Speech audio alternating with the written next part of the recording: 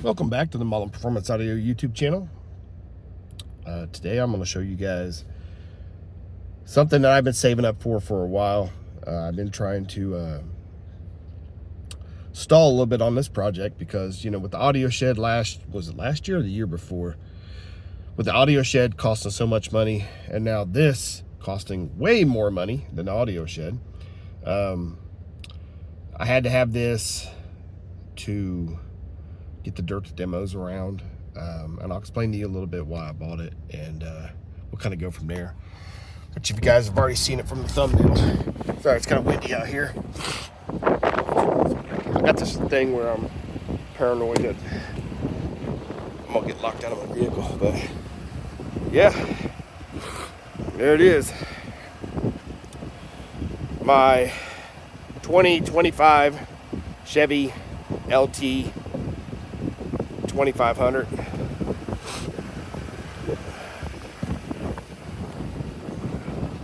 In blue, I can't remember the name of the blue right now. I got steps coming for it. It's got the step tailgate. And it's way too windy out here, and I'm getting back in this. Hold on. I gotta hop up in this thing because I don't have steps yet. Okay. So, hey Sean, why the hell would you buy a 2500 truck for hauling around your project?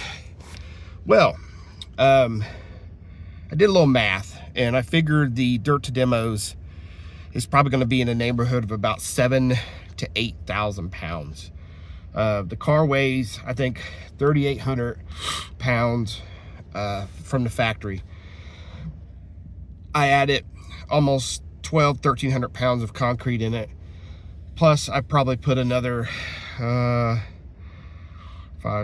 probably about 500 to 600 pounds worth of subwoofers in it, and probably another 600-700 pounds worth of plywood and 2x4s, plus probably another 100 pounds in amps, plus whatever the interior is. It adds up. So I'm like, hey, do I buy a half ton and just like max out a half ton? Because, you know, about 8,000 to 10,000 pounds is like maxing a half ton out.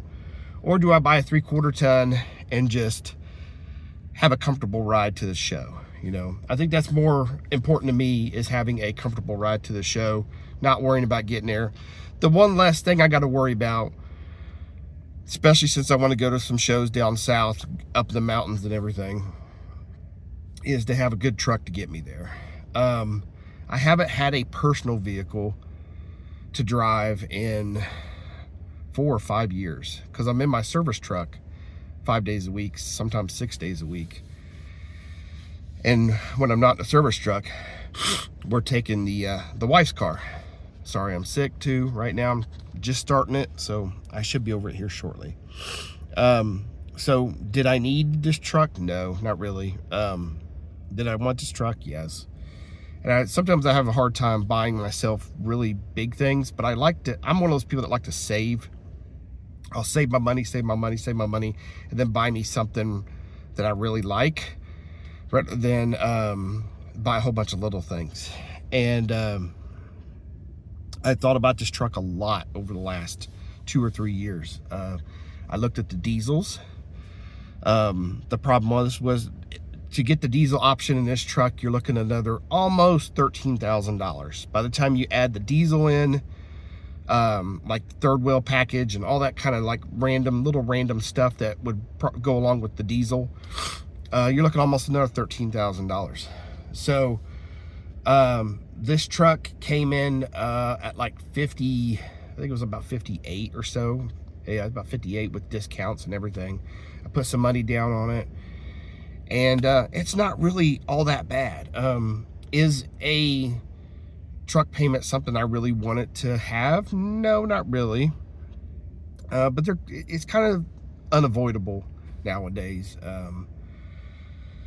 I know a lot of people, you know, say newer vehicles are junk and everything, and you know, you get a lot of electronics and stuff like that, and yeah, it's like, if you want to do something with the door, the door, this is all one piece. So if the button fails up here, you got to replace the whole door panel.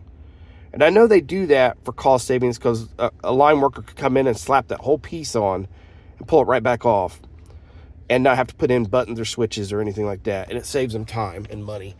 And I understand that, but you know, cars back in the 90s was having issues just like cars nowadays have issues. GM had a thing where their ignitions, I'm a locksmith, and I know this because cars were literally shutting themselves off. People were driving down the road, and the switch would and then go back to the off position as they were driving. And people were wrecking their cars. Fires, I mean, Ford had a problem with Firestone tires. They were blowing out and killing people on the highway because their tires were blowing out. So, I mean, you know, vehicles are always going to have issues. They're always going to have problems. They're always going to be way too much money, and fucking somebody else's pockets are always getting lined. I understand that. But I also don't want to spend all my time taking a truck and working on it because I have more important things to do. You know, I got people I want to spend time with, my family. I got projects that are taking forever because I'm trying to find more time to spend on them. Last thing I want to do is go out and work on my tow pig, you know, to get me to the show.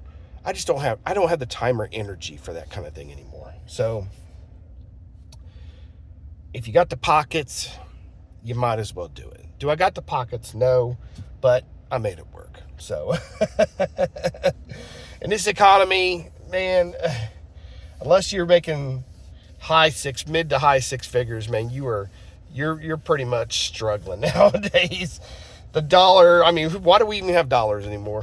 What's a dollar buy you anymore? Nothing. What's $100 buy you anymore? Hardly nothing.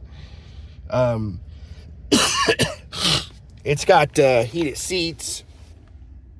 I ordered this truck with everything that I think I wanted and nothing that I think I needed. It's got cruise control, but it doesn't have adaptive cruise control.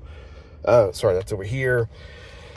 It's got the gas motor, the 6.6. I did order the option of the dual alternator, dual battery. So it's got a 220 amp and 180 amp alternator on it with dual batteries. I would show you guys, but the funny part is that I'm not tall enough to close the hood. This truck is so freaking tall, I cannot reach the hood latch to pull it back. I have to go to the side of the truck, grab the hood, pull the hood down a little bit, and then pull it down so I can get the whole hood down. Yeah, it's a massive truck. Let's go back outside here for a second. Oh, we're back out in the wind. Roll the window back down. I mean, look at this. Look, I'm standing. My shoulder. It's over the top of my shoulder. Let's see if I can show you guys the motor real quick. Sorry about the snot and sniffling. It's just how it's going to be. Can I get this up with one hand? All right. So I can't see from here. I can see one alternator from here, and there's another one way down there. Another alternator down there. These are the newer style alternators. They have the, I don't know what, I think that's a slipper. That's a slipper. The tip of that's a slipper. I call it a slipper clutch. So basically, it reduces the shock. I think. I got to really look into that. But we got a battery here, which I have two AGMs sitting at the house. I don't know if brand new AGMs. I don't know if these will fit in here. The other battery, which I did not realize was over here, which this is the second battery. So we got enough. That was one of the options. Now see, look. Yeah, there we go. Short guy problems. I'm 5'8". At the time I ordered this truck, sunroofs were not an option. My wife wanted a sunroof. I could not provide that for her at the time I ordered this truck. But it's everything I want. Oh, the charger. You put your phone in the charger here. It does this weird thing like it kicks on, kicks off, kicks on, kicks off. And it won't charge my phone. So I don't know if it's my phone or what, but I just go old school and plug it up here.